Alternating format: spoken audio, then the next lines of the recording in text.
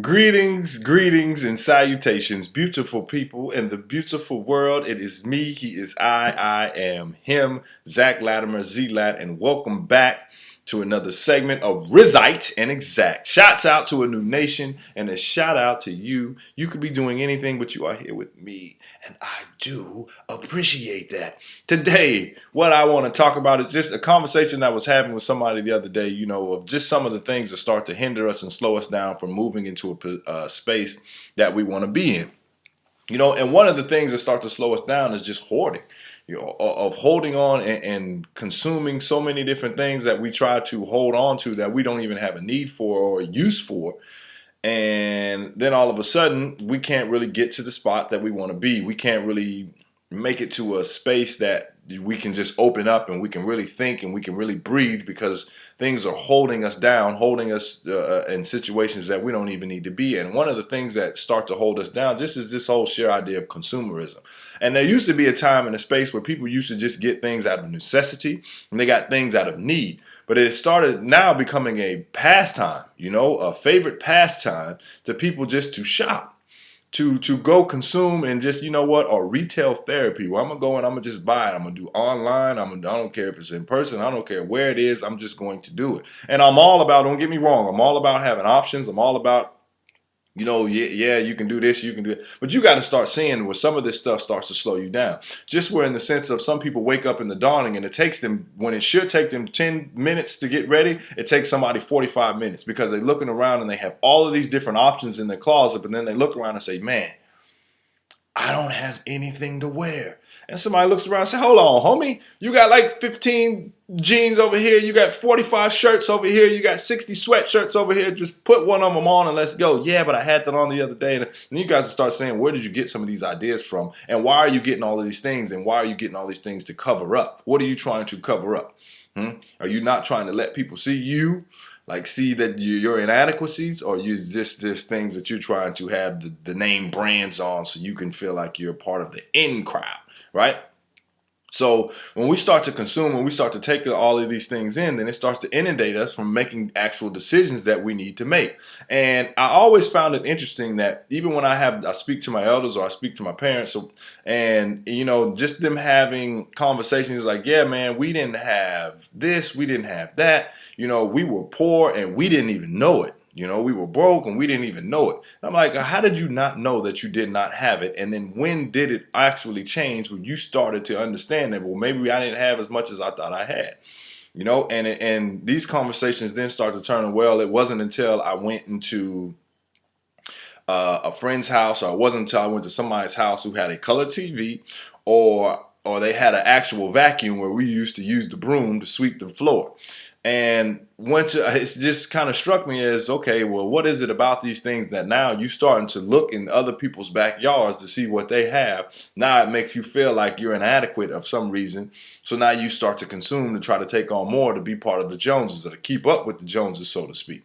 But once you start to bring on these things that have nothing to do with your path and have nothing to do with your mission, then what happens is, it slows you down from your own ingenuity and your own thinking and your own higher self that you can create.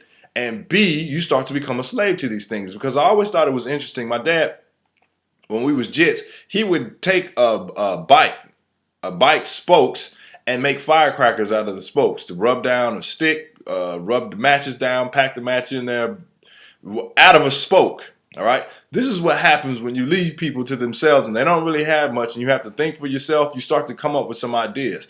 And there might be some reasons why one doesn't come up with ideas, because you're flooded with so many things that are around you that you can't really think because there's too many options that you have around you. All right. So you might have to minimize some of the things so you can start to open up some of the different streams of cognition so you can start to think. Right. And even if you start to want to get away and you want to start to do things building from your higher self and your higher drive and your higher purpose, you can't do it because now you become a slave to all of these things that you have purchased now. So in your midst of your purchasing power, buying all of these clothes, buying all of these shoes, buying cars, or buying this apartment now that you live in that you just wanted to show off to all of your buddies that nobody really cares about right now anyway, you can't really walk away from this job that you hate because now you're a slave to all of these things that you have now acquired debt from. So even when you say, okay, well, I done had enough, but then you keep looking at it and say, but I can't go. I can't go because I owe this person, I owe that person, I owe this person. So now you have to just start to, what you got to do is start taking some inventory of the things that you have and seeing what you need to get rid of. You know, even if you start to read, some people have these books. Some people have just shelves and shelves of books that can actually, if they read it, would change their lives. But they say, you know, I just don't know where to start because I have so many of these books here. I have so many of these things that are sitting on this shelf that I haven't got a chance to read. Just start with one. And you can't go in it with the mentality of trying to take as much as you can and consume as much as you can without really digesting what's being said in these books. Because a lot of times you will go into this mentality of, kind of Chief broke this down on one of the shows, was just saying how we'll try to get something on a Monday. We only try to memorize it enough until a Friday, so we have until we take the exam or the test. And then once we're done with that, then we go move on and try to consume as much as we can after that. You have to start seeing where you're doing this in your life. And you have to start to slow down and say, you know what? Instead of me trying to go through the mechanics, let me understand the science of behind what it is that I'm trying to learn or what it is that I'm trying to do. And where is it that I just have way too much stuff going on in my life that is slowing me down from actually trying to learn and do the things that I need to do. Because then once you start to really understand the sciences behind it, your questions start to shift from why is it like this to how is it like this? Because then once you start to ask how, then your how starts to say, you know what, I want to learn this for myself. I want to build myself up, because then once you start to build yourself up, then the community starts to get stronger around you. All right. So I will that you got something out of this. I will that you have a wonderful day. I will that you start to take a look in your life and see where you can start to get rid of some things. Where have you just been a consumer and trying to bring in as much stuff as possible? And where can you start to shed and lighten the load? All right. You can always get deeper in this enlightenment transformation. And I am on Instagram, Zach Latimer, ZACHLATIMER. Until next time, I'm out. Deuces.